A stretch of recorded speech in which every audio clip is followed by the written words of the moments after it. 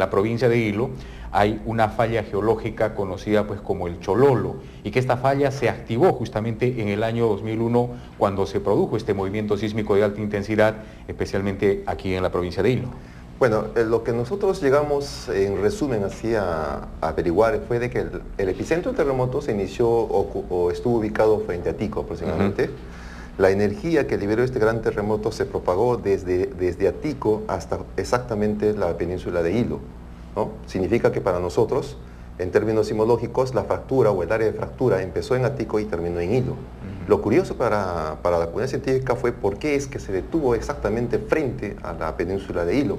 Después de hacer trabajos de campo y estudios posteriores en toda la región, llegamos a entender de que la falla de Chololo, ¿no?, que está prácticamente perpendicular a la línea de costa, se había reactivado, ¿no? Y las visitas de campo nos permitió observar que en toda papa inalámbrica pues había fisuras bastante grandes, fracturamientos bastante grandes sobre estos suelos sedimentarios, y al final llegamos a entender de que esta falla pues llega prácticamente hasta el zócalo continental, o en todo caso llega hasta el mar, ¿no? Y esta sería la causa por qué es que la energía que liberó el terremoto del 2001 prácticamente se detuvo frente a la localidad de Hilo.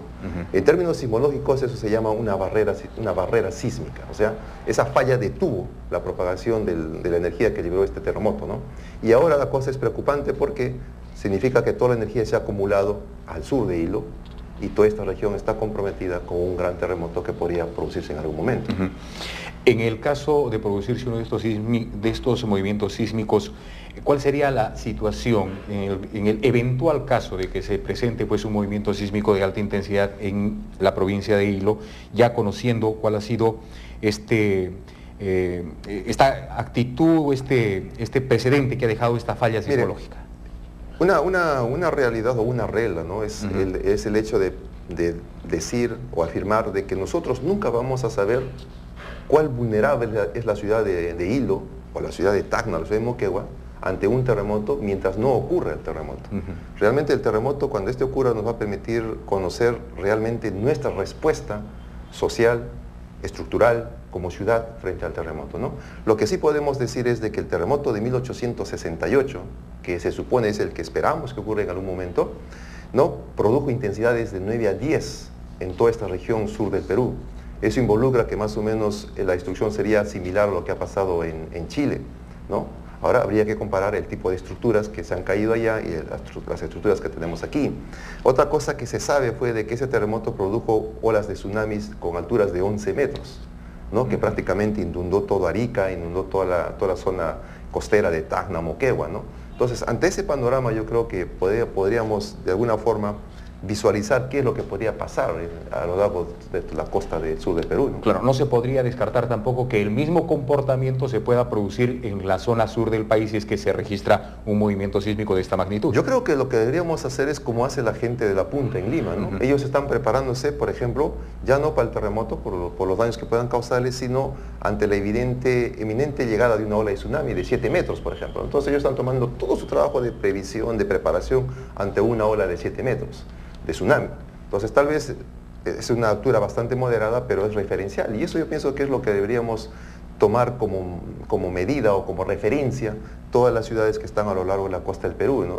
Si es que tenemos una preocupación o una visión de prevención. Si no hacemos esto realmente, pues estamos dejando pasar el tiempo, y cuando ocurre el terremoto, otra vez nos vamos a sorprender y otra vez vamos a decir que no sabíamos que ocurrían terremotos en el Perú, ¿no?, cuando la realidad está presente día a día. Claro, la realidad es bastante clara, ¿no? Vivimos en una zona altamente sísmica y por consiguiente también este tipo de movimientos sísmicos se pueden presentar pues en cualquier momento.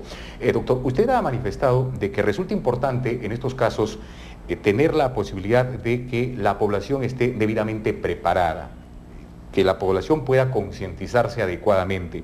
En más de una oportunidad se ha podido ver los simulacros de sismo y tsunami que han sido organizados y desarrollados en la provincia de Hilo, pero lamentablemente aún existe una clara indiferencia por parte de la ciudadanía ante estos hechos.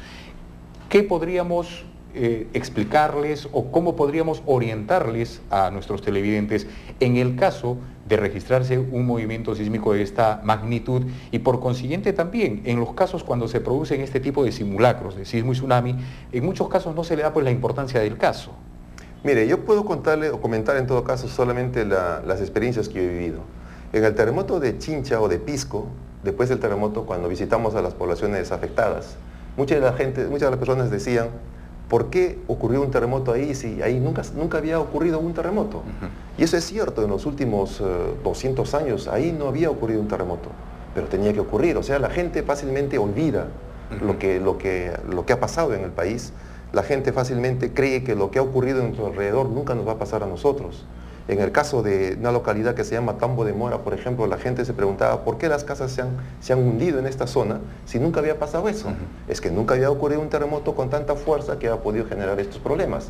Entonces la gente olvida fácilmente y la gente no entiende realmente dónde está viviendo. Si la gente toma conciencia de esto, las personas toman conciencia de esto, realmente van a intentar saber qué es lo que tienen que hacer para enfrentar a los terremotos, ¿no? Lamentablemente la naturaleza siempre nos va a castigar. Y si nosotros no aprendemos de estos castigos, nunca vamos a poder, por decir, enfrentarlos o poder vencerlos de alguna forma, ¿no? Yo creo que los simulacros en gran medida es una opción bastante importante, es una tarea bastante importante, pero no hay que esperar el simulacro que nos indica el gobierno central. Ahora está programado para el 18 de agosto. Pero ¿qué pasa si el terremoto ocurre antes del 18 de agosto? Antes del 18, claro. Entonces la responsabilidad es familiar. La responsabilidad ya no viene quizás del alcalde y del gobierno regional. La responsabilidad es familiar. Porque si yo entiendo de que yo vivo en un país de terremotos, como cabeza de familia debo preparar a mi familia. Cada fin de semana, antes de los domingos irme a pasear o irme a jugar fulbito, a hacer un simulacro en mi casa, ¿no? Es fácil decir a los niños, ¿sabes qué? El primero que llega a la puerta le voy a dar un premio y uno se fija por dónde salen los niños y por ahí comienza a fijar las cosas, asegurar las cosas para que ellos puedan salir bien. Los sábados antes de ir a comer o en la noche, antes de ir a comer, antes de ir a dar un paseo por el muelle probablemente, pues también hacer simulacros de noche. El terremoto de Pisco fue casi de noche y el terremoto de Chile fue a la 1 de la mañana. Entonces hay que tratar de aprender estas experiencias y comenzar a prepararnos, ¿no? Nunca uno deja de prepararse menos o más, siempre hay que hacerlo para saber cuál va a ser mi comportamiento ante un terremoto, ¿no? Así es, evidentemente. Doctor, usted nos indicaba también de que ya han sido instaladas algunas estaciones de monitoreo, especialmente en la zona de la provincia de Hilo. ¿Cada cuánto tiempo ustedes hacen la revisión de estas estaciones o están en una recepción permanente de esta información? Mire, nosotros en los últimos 5 años hemos ampliado la red sísmica nacional. Tenemos alrededor de 7, 8 estaciones en la región sur del Perú, incluye Hilo, y la idea es monitorear toda esta zona con la mayor precisión posible, ¿no? Lamentablemente, nosotros no podemos anunciar la ocurrencia de un gran terremoto. Simplemente damos la información después que ocurre el terremoto, ¿no? Para poder tratar de llegar con las medidas de mitigación a las zonas afectadas.